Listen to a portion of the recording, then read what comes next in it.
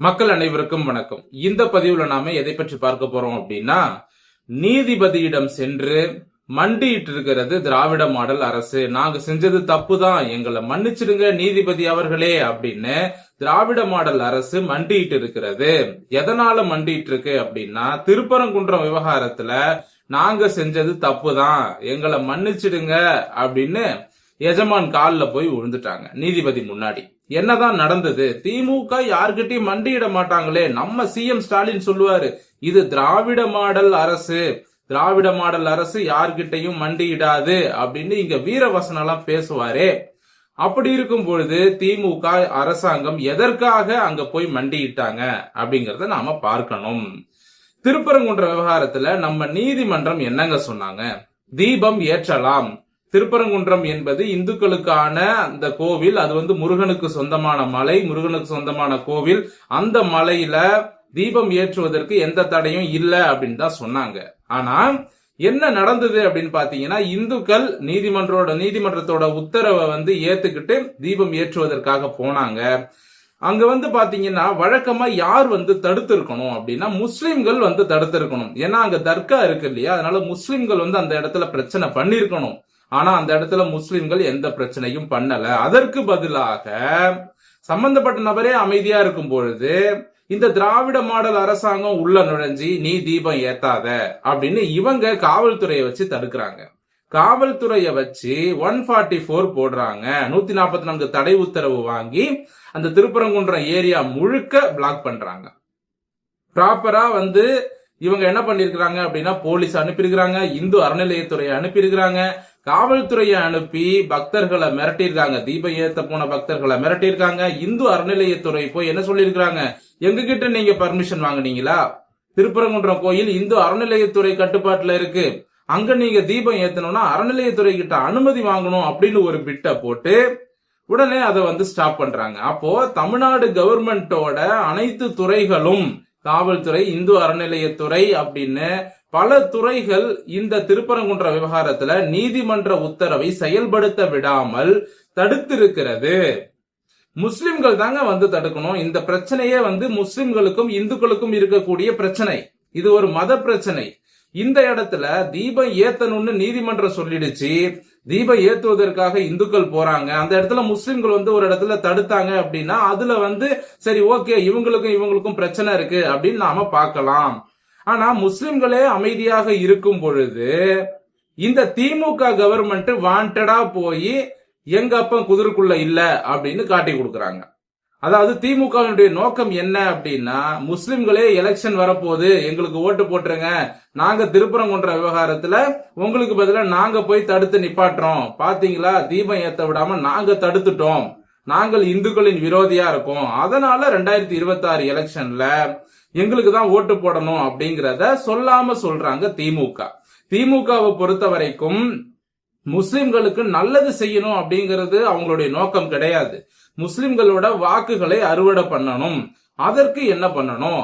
இந்து கோவில்களை இடிக்கணும், இந்துக்களோட அந்த சொத்துக்களை சூறையாடணும், பிஜேபிக்கு எதிராக முஸ்லிம்களை தூண்டி விடணும். பாருங்க, பாஜக உள்ள வந்துரும் இல்லையா? பாத்தீங்களா, நாங்க இத்தனை கோயிலை இடிச்சிருக்கோம், இந்த 5 வருஷத்துல 300 கோயிலை இடிச்சிருக்கிறோம், அப்ப எங்களுக்கு ஓட்டு போடுங்க. சோ இப்படித்தான் திமுக இஸ்லாமியர்களை தங்களோட கைக்குள்ள வச்சிருக்கிறாங்க. அதாவது இஸ்லாமியர்களுக்கு, அந்த சிறுபான்மை மக்களுக்கு என்னென்ன நல்லது செய்யணும், அவங்க வாழக்கூடிய பகுதிகளில் என்னென்ன அடிப்படை வசதிகள் செஞ்சு கொடுத்திருக்கிறாங்க, இஸ்லாமியர்கள் வாழக்கூடிய பகுதிகளில் குடிநீர் வசதி நல்லா இருக்கா, சாலை வசதி நல்லா இருக்கா, அவங்களுக்கு பேருந்து வசதி செஞ்சு கொடுத்திருக்கிறோமா, இல்ல அந்த சமுதாயத்தை சேர்ந்தவங்க கல்வியில முன்னேறி இருக்கிறாங்களா, தொழில முன்னேறி இருக்கிறாங்களா, இந்த மாதிரி அந்த மக்களுக்கு என்ன நன்மையோ அதை திமுக செய்யவில்லை.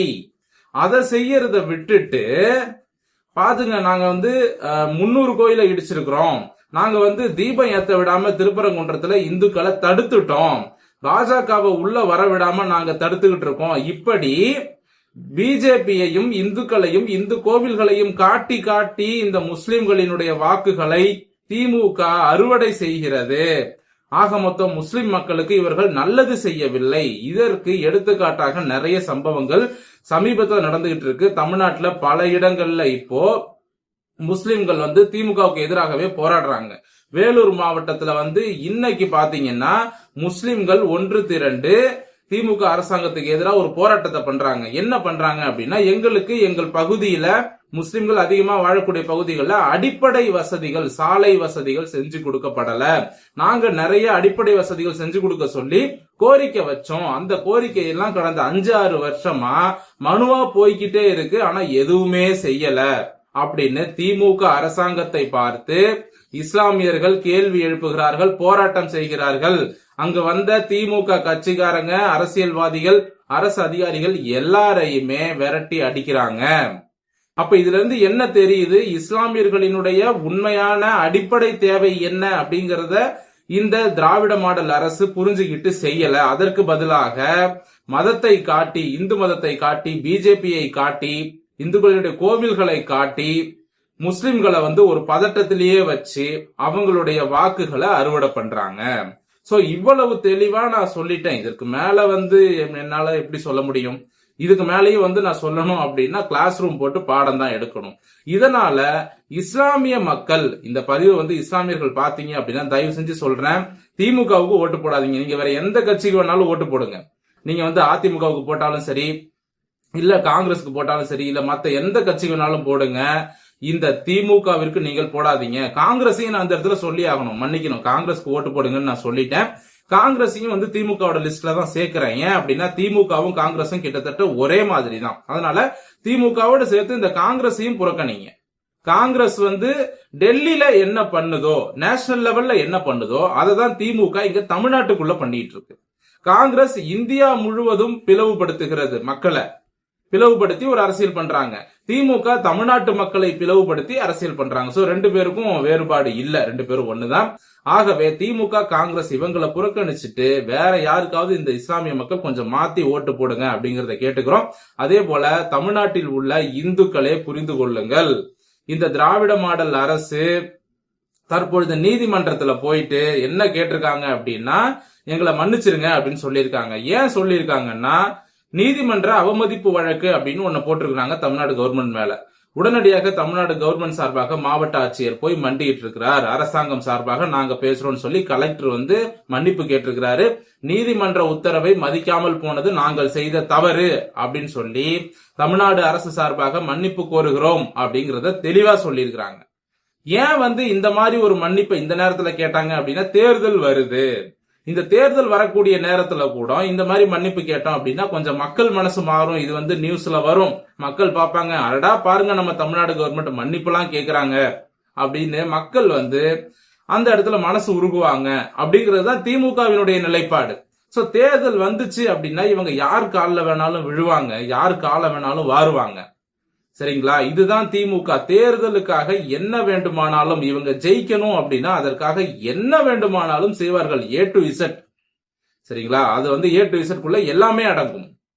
இதை தமிழக மக்கள் உணர வேண்டும் என்பதை தான் நாங்க கேட்டுக்கிறோம். இந்த திமுக தான் உண்மையிலேயே தமிழ்நாட்டுல மத அரசியல் பண்றாங்க. மதசார்பின்மை சமூக நீதினு சொல்லிக்கிட்டு மத அரசியலை இவர்கள் தான் செய்கிறார்கள். மதசார்பின்மைன்னு சொல்லி மத அரசியலை செய்வதும் திமுக தான். சமூக நீதினு சொல்லி ஜாதி பிரச்சனைகளை தூண்டிவிட்டு ஜாதி அரசியல் செய்வதும் திமுக தான். இதற்கு நிறைய எடுத்துக்காட்டுகள் இருக்கிறது. நான் பல முறை சொல்லியிருக்கிறேன். தமிழ்நாட்டிலேயே முதல்ல வாக்கு கேட்கும் பொழுது மதத்தின் அடிப்படையில் வாக்கு கேட்டது கருணாநிதி. ஜாதி பிரச்சனையை தூண்டி விடுற மாதிரி பேசி ஜாதி வச்சு ஓட்டு கேட்டது கருணாநிதி. இப்படித்தான் தமிழக மக்களை முதல்ல பிளவுபடுத்தின சக்தி திமுக. ஆகவே தமிழக மக்களே, நீங்கள் புறக்கணிக்க வேண்டிய ஒரே கட்சி திமுகவும் அதே போல இந்த காங்கிரஸ். இப்ப காங்கிரஸ் என்னடான்னா திமுக விட்டு வெளியில வர்ற மாதிரி சில செய்திகள்லாம் வந்துகிட்டு இருக்கு. தாவேகாவோட போய் சேர போறாங்க, தேமுதிகவும் சேர போறாங்க அப்படிங்கிற தகவல்லாம் வந்துகிட்டு இருக்கு. அதை பத்தி இன்னொரு வீடியோல கண்டிப்பா நாம பார்க்கலாம். தாவேகா, காங்கிரஸ், தேமுதிக இப்படி ஒரு மூன்றாவது கூட்டணி வர இருக்கிறது. அதற்கான தகவல்கள் வந்து கொண்டிருக்கிறது. 90% வாய்ப்பு இருக்கு அப்படின்னு சொல்றாங்க. நம்ம அடுத்த வீடியோல நாளைக்கு அதை பத்தி பார்க்கலாம். இப்போ இந்த பதிவை பொறுத்த வரைக்கும் திருப்பரங்குன்றம் விவகாரத்துல திமுக மண்டிட்டு இருக்கிறது. இதற்கு முக்கியமான காரணம் இந்துக்களினுடைய எழுச்சி அப்படின்னு நாம சொல்லலாம், முருக பக்தர்களின் எழுச்சி. அதே நேரத்துல தேர்தலும் வருகிறது. திமுக இதை நாடகமாகவும் செய்வதற்கு வாய்ப்பு இருக்கு. சோ திமுகவை நம்பாதீங்க, அவங்க அழுவுனாலும் நம்பாதீங்க.